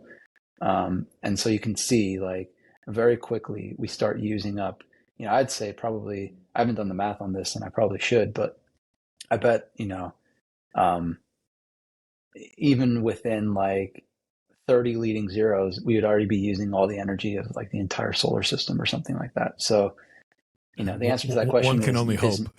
The answer to that question is no. We will not run out of digits in our target hash. We would literally have to be like a type 3 civilization using all the energy of our entire galaxy just to get up into like the like 40s of leadings of zeros, and then we'd still have like 20 left. Yeah, like we've got a ways to go up that Kardashev scale before we before we need to start worrying about that. But Satoshi made it. He made it future proof. Like I mean, that was another one of these kind of crazy things. It's like, how could he had he had the forethought to say, you know what, I'm going to make this a 64 digit integer as opposed to a 32, just in case. Like just in case it becomes the the money of like the universe, and it could function as such. Because of that. It's wild, like to think about, like he understood at that time, or at least hoped. Maybe, I mean, he couldn't have been certain, but he at least hoped the way he planned for it was to be money like forever, like for as long as like this is money that is going to last many, many, many, many like unfathomably large number of generations, and that's incredible. Again, without the need for us to go tinkering in there, without the need for us to change something and to add tail emissions or to have our cabal of central planners meeting to decide how much issuance there should be. It just works, and it'll just keep working. And that's like kind of crazy. I feel like for people that are still maybe have some doubts about Bitcoin, and they're saying, oh yeah, like this all sounds, magic internet money sounds nice, but like how do you know it's going to it's going to last and it's going to be around and it's not just some fad? It's like, well, because it is literally built to last. It is built on the most solid foundation of cryptography and proof of work that one can possibly imagine. And if you compare it to what we have now in the fiat system, it's not even comparable. It's like comparing a nuclear bomb to a bow and arrow. Like it's just it's so unbelievably more effective at doing what it does. In this case, it's a lot more peaceful than a nuclear bomb or a bow and arrow. But like, that's the level of difference that we're talking about. And once you see that, it's like, God, it's insane that we've had to put up with this bullshit fiat money for so damn long that has destroyed so many people. Like that's just nuts. Like it's nuts that, but I guess it was, the best that we had for a while. I mean, I'd argue gold was better, but like, central planners don't like gold because much like Bitcoin, they cannot control it like they can pieces of paper or digits in their central bank spreadsheet, which is, all most of our money is right now is just entries on a centralized ledger that they have complete control over. And Bitcoin is just so far superior to that. The mind, it boggles, one might say. It's nuts. Yeah. Yep. Totally. Here, I'm gonna go ahead and I don't even know. How do I stop sharing? That's a great question. There we go. I got it. All Man, right. I've got to say, so those were awesome. And again, like this, for anybody who is just listening to this and wants to check out the visuals, go to the show notes and grab Wicked's YouTube. You can also see him walk through these on my YouTube or on Noster or on Rumble or where the fuck ever you want to watch it. But you can watch it on Noster and not be tracked by Big Daddy, Big Brother. But I really appreciate you walking through these because I think, again, seeing these And then hearing the explanation of it and hearing the history of it and looking at this gives people such a great insight into like not just what is Bitcoin's history, from a a price or a holder perspective, but how does Bitcoin actually work? Like this last one especially, that's really showing you how it works. And talk about conviction. It's like when you think about just these unimaginably large number of guesses that need to go into finding one or one potential right answer, one answer that's lower. It's staggering. And when all of that has to be backed by computational proof of work using energy from the real world, you really start to get the picture of, oh, wow, now I understand why this is so damn secure. Now I understand why this is such an unfuckable money, because you can't just, twiddle your fingers and make a change. You can't just rewrite the rules to suit yourself. It is completely unfuckable. And it's also great because it happens to be unconfiscatable. And if you have self-custody of, your UTXOs, you are now so much further along that spectrum of sovereignty. I don't think you can ever reach like full, complete, absolute sovereignty. I think it's like a spectrum. It's something we all get closer, much like Bitcoin's issuance gets closer to 21 million asymptotically, but we'll never fully hit it. We can just get a little bit closer to sovereignty. And when seeing these visualizations, I think really drills that home that like, this is the best money and here's why. So like bravo on these because they're fucking cool. Thanks, man. Yeah, thanks for letting me share them and I love walk it, you man. through them. I mean, I think just in terms of conviction, like I said earlier, I started making these charts and animations mostly for my own enjoyment. And part of that was to bolster my own conviction, right? Because I kind of jumped in, head first once I got orange pilled, and you always have that, devil on your shoulder saying like, what did I just get myself into? And was that the right choice? And is this really, unfuckable money? And I think, the more you learn about it, just how it works, how to actually use it. And part of that in my experience was, looking at the data and starting to visualize it. Yeah, man, the more conviction you get and the stronger of a hodler you become. Just to kind of tie it back to the hodl waves. But yeah, I mean, I think, that's it, man. And I hope that these animations can help people understand Bitcoin, people who haven't maybe taken that plunge and adopted it yet, but especially people who are new, who are just getting into it, and people who have been around for a while, but maybe they didn't learn specifically how it actually works. I think it is such an interesting technology and money to understand how it works, and I just want to teach as many people about it as I can. You're doing a good job so far. Wicked, is there anything else we didn't cover that you wanted to touch on, or if not, any just final thoughts before we close out here? Final thoughts. So I guess I don't have a visualization for it, but I always will talk about UTXO management. Yeah, that'd be great. Self-custody. I mean, I don't know if we really want to get into it, but if you haven't learned about UTXO management yet, please take the time to do it now, sooner rather than later. Currently, the fees to move around your Bitcoin are extremely low, and for various reasons that we don't have to get into, I don't think they're going to stay that low forever. And they actually might get pretty high in the future. And so if you don't take your UTXO management seriously, right, if you don't keep track of the different chunks of Bitcoin that you have and make sure you don't have a bunch of small ones, then those small ones could become permanently unspendable in the future. And you could effectively, lose a bunch of Bitcoin as a result. So this is something that's like, it's very important. It's actually imperative to understand. If you want to be a true Bitcoiner, if you are taking your Bitcoin into self-custody, you need to learn about UTXO management. And really, there's no better time to do that than now.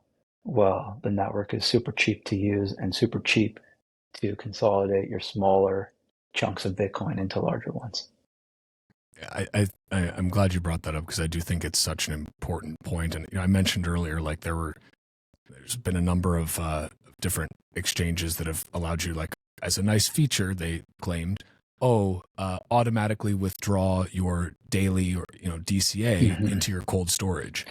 I don't like to, I'm not going to tell you what to do with your money, but I'd say that's a fucking stupid idea because that is Yeah, literally the best way to, not the best idea in the world. It is a very fucking stupid idea. And I'm sure it was done with the best intentions, but it is done not from a perspective of understanding UTXOs. And Yeah, and in their defense, I think a lot of these exchanges were set up during a time when a daily DCA produced a UTXO that was fairly sizable, fair. and when fees were much lower. And so, you can imagine like back in the day when Bitcoin was like $1,000, right? If you did a $10 DCA, that's a million sat UTXO right there, baby. So Right, like you're already, right. it's like, and that's a $10 DCA. So in that case, like you're still kind of above that threshold, which we like to talk about nowadays. But now a million sat UTXO is like $600. So, we're Right. dealing with order of magnitude differences in prices. And it's something that, UTXO management as it relates to,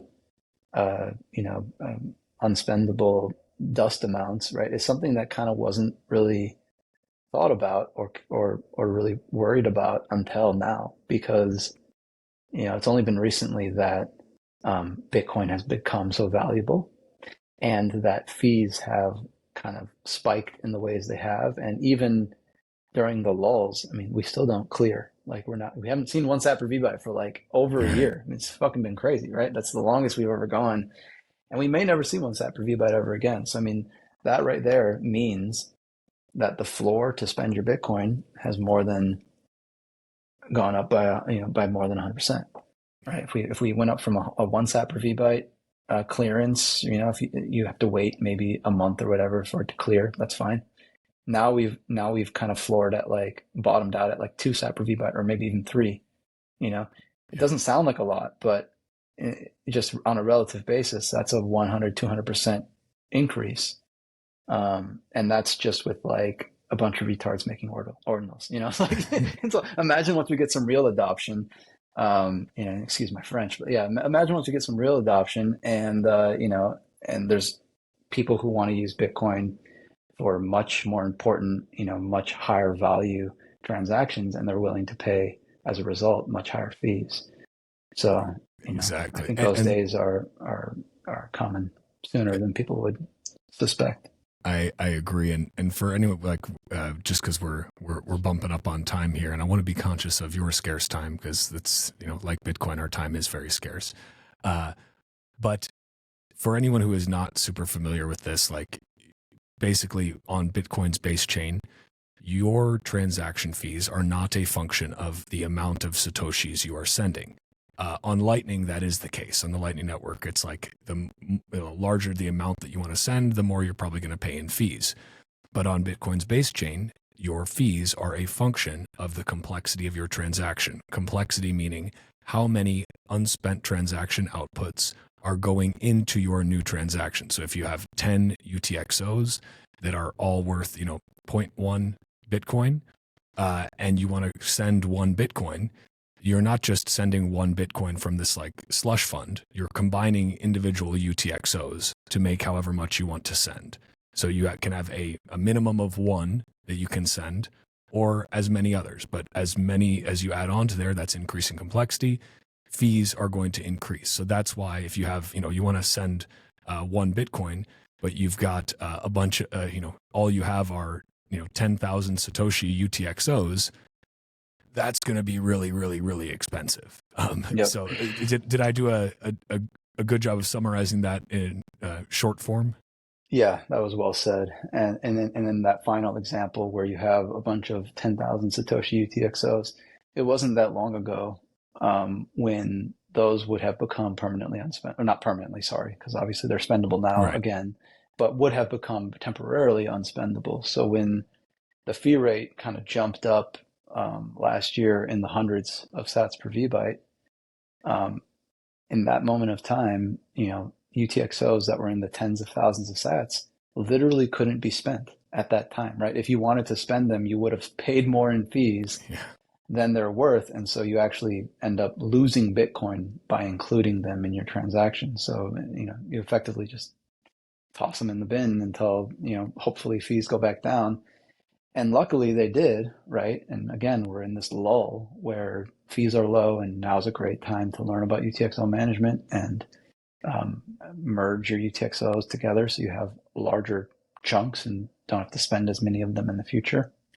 Um, but the next fee spike, I mean, uh, who knows? Who knows where it will kind of go up to, and then where it will kind of level out again in the future. And Yeah. um, I suspect it will kind of stair step its way up until it gets to a certain threshold. Um, and anyone with smaller UTXOs, during that period of kind of the suddenly part of the adoption curve, uh, they're going to get left behind with unspendable dust. And they're going to see their balance on their wallet. It's going to say, you have one whole Bitcoin, but it's in, like 1,000 different 10,000 sat UTXOs, and they're going to go try to spend it. And it's going to say, oh, that's going to cost you 1.1 Bitcoin in fees to spend all your one Bitcoin. So you literally can't even spend it at that point. Yeah. So Yeah. And I think it's important to emphasize here, like you, UTXO management does not need, like, it's not a complicated thing. Like it sound like, can you give the TLDR, like, okay, I have 10 UTXOs I want to consolidate.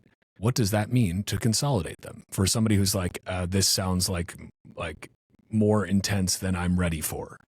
yeah, so I think the easiest way to think of it is with Bitcoin, you're your own bank. And so you can think of your UTXOs as being like individual bills, right? So you might open your wallet and see that you have like a $1 bill, a $5 bill, a few tens and 20s, right? And if you wanted to get 100, if you wanted to get all $100 bills, you'd have to go to the bank, exchange your smaller bills to get out a $100 bill, right? Now with Bitcoin, you can do that yourself because you are your own bank. So if you've got a bunch of small UTXOs, right, in this analogy, a bunch of small bills, you can send them to yourself and receive back a big bill. So the easiest way to consolidate your UTXOs, and it's not, it's not always advisable because there are trade-offs with privacy.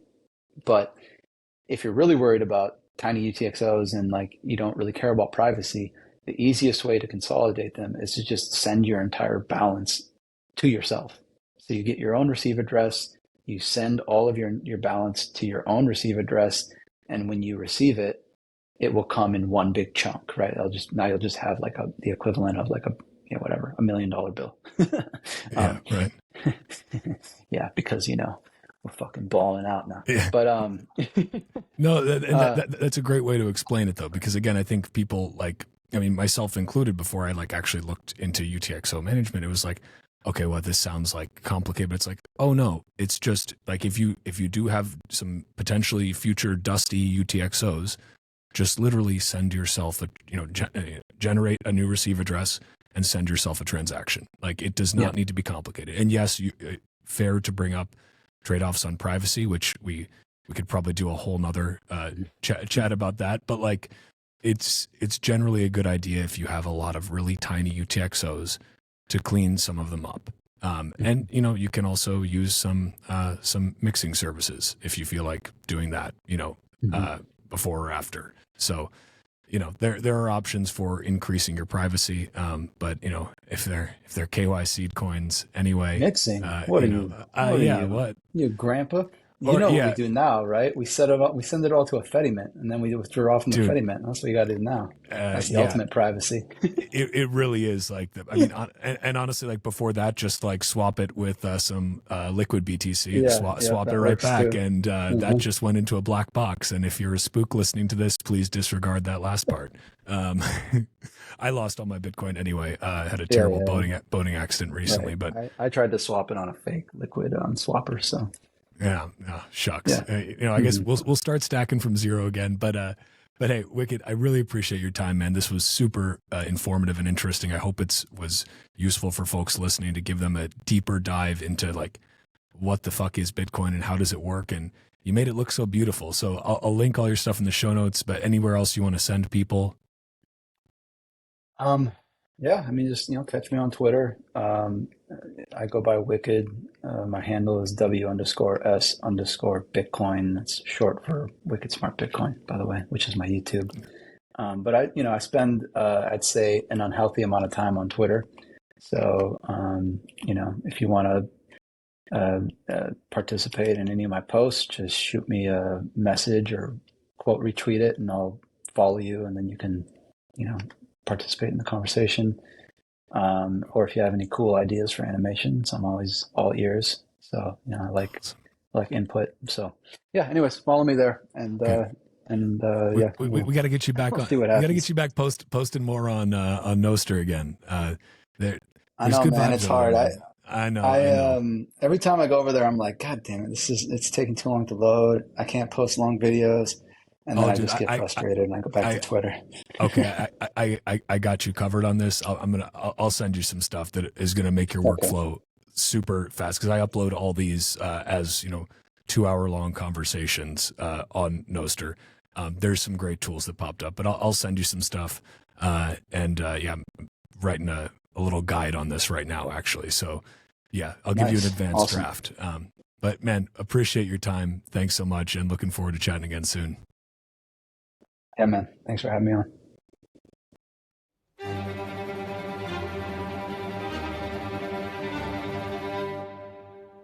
And that's a wrap on this Bitcoin Talk episode of the Bitcoin Podcast. If you are a Bitcoin-only company interested in sponsoring another fucking Bitcoin podcast, head to bitcoinpodcast.net/sponsor. If you're enjoying the Bitcoin Podcast, consider giving the show a 5-star review wherever you listen, or sharing the show with your friends, family, and strangers on the internet.